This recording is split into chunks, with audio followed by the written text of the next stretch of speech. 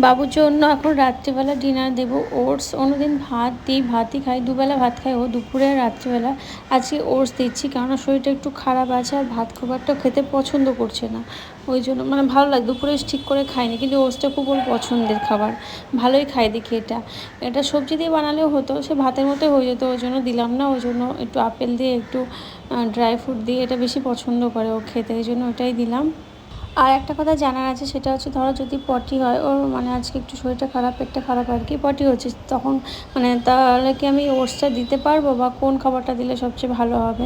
যদিও ডাক্তার দেখি মানে আনবো আর কি, সন্ধ্যাবেলায় যাবো, তাই জিজ্ঞেস করছি তোমরা যদি কেউ জানো বা কোনটা ভালো মনে হবে সেটা আমাকে একটু জানিও কমেন্ট করে।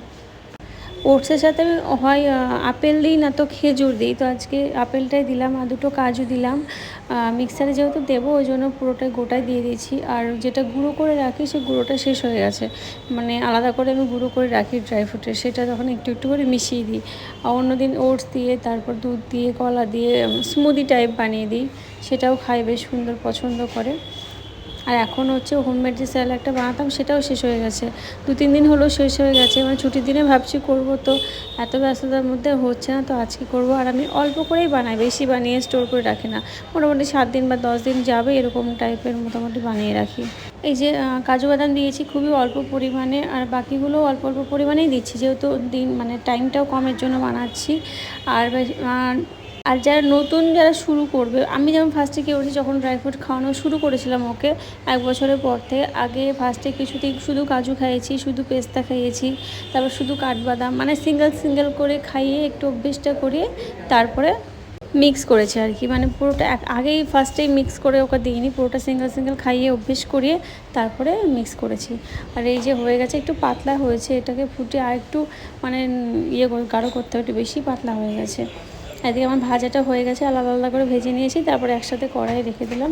এবার এটা একটু ঠান্ডা হলে তারপরে একটু শক্ত হবে, তারপর ওটা পেস্ট করবো, তাহলে কী হয় পাউডারটা বেশ ভালো হয়, মিহি হয় আর কি।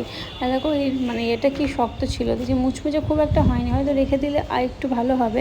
ওই জন্য একটু 10 মিনিটের জন্য একটু রেখে দিলাম, তারপরে ওটা গুঁড়ো করবো। এই যে দেখো গুঁড়ো হয়েও গেছে, খুব ভালো গুঁড়ো হয়েছে। আর এবার এটা কাঁচা একটা কন্টেনারে রেখে দেবো। এগুলো আমি অনলাইন থেকে নিয়েছি, এয়ারটাইট তো মানে বলছে, এবার দেখা যাক কীরকম থাকে এটা।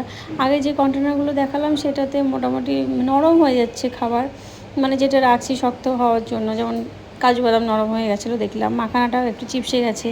এবার জানি না ওটা হয়তো বাড়ি ছিলাম না অনেক কদিন ছিল ওইভাবে, তার জন্য নাকি কৌটোর প্রবলেম, সেটা দেখলে পরেটা, এখন যেটা রাখবো সেটা দেখে বোঝা যাবে কী হবে। এইদিকে ওটসটা আমি আলাদা করে গুঁড়ো করে রাখলাম, মানে একসাথে মিক্স করে একটা রাখি আর একটা সিঙ্গেল আলাদা করে রাখি। ধরো অন্য কিছু দিয়ে খাওয়ার ইচ্ছে হলো তখন সিঙ্গেলটা দিলাম। আর এটা দেখো মুখে দিচ্ছি, কী সুন্দর পছন্দ হয়েছে, মানে গুঁড়োটা বেশ পছন্দ করে খায়।